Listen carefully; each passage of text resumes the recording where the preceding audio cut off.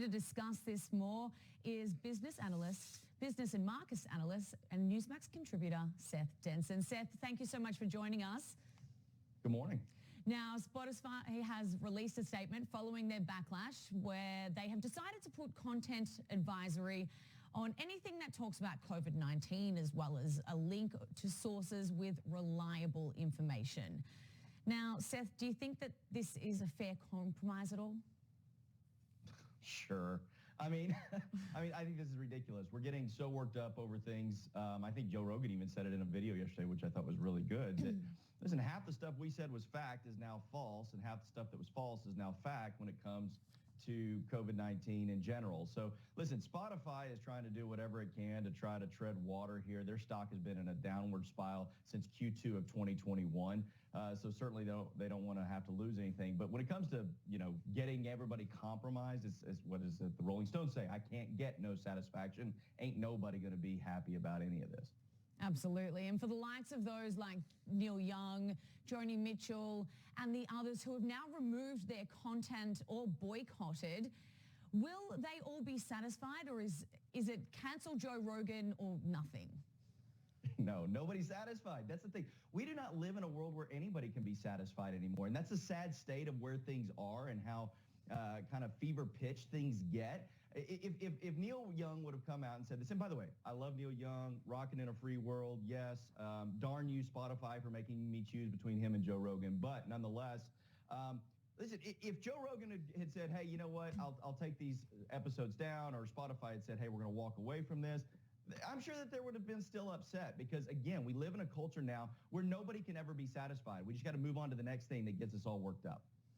All right. Now, just hold that thought for a moment, Steph, because I want to bring in Executive Vice President of the Commonwealth Foundation, Jennifer Stefano. Jen, welcome and thank you for joining us. Now, Jen, I want to talk about Joe Rogan now. You're up to date. You know what we're talking about here. It's the big Spotify saga now.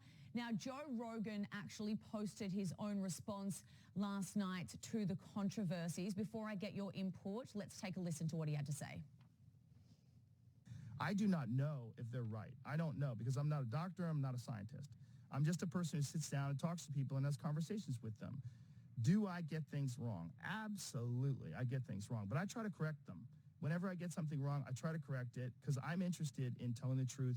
I'm interested in finding out what the truth is. And I'm interested in having interesting conversations with people that have differing opinions. Also, I think if there's anything that I've done that I could do better is have more experts with differing opinions right after I have the controversial ones. So, Jen, he takes responsibility and then he offers a compromise on his views at the end of the day. But do you think that this was a good response? Yeah, look, he's being, what is he being? He's a truth seeker. He's being actually very liberal. He's acknowledging that he asks questions.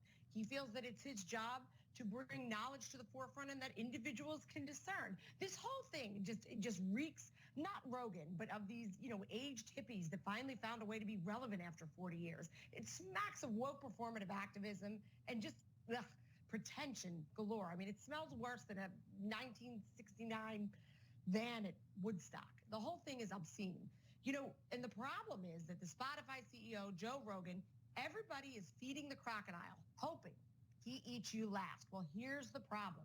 It never works. The crocodile always gets you. History is littered with people who tried to appease, to give in to the bullies, the mob, and it never, ever works.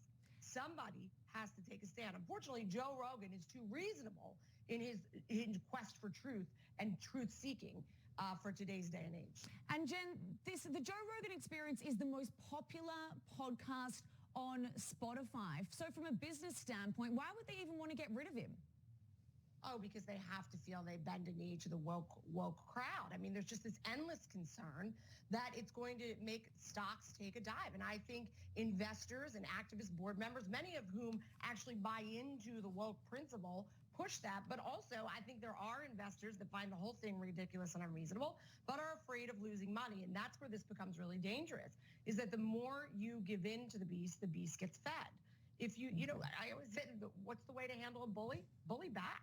And that's not to suggest violence, but people peaceably say no. I think Spotify's CEO tried to reasonably say that Joe Rogan doesn't always have the commonly held, agreed to scientific standards on, but he's questioning. I mean, there is an allowance, or used to be in America, that we can have a divergent point of view and just ask questions.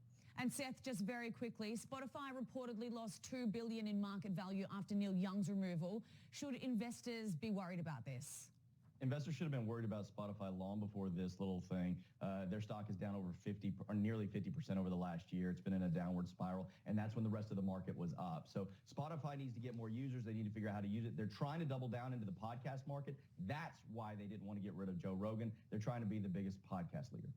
All right, Jennifer Stefano and Seth Denson, thank you so much for your time and having your input. We really appreciate it.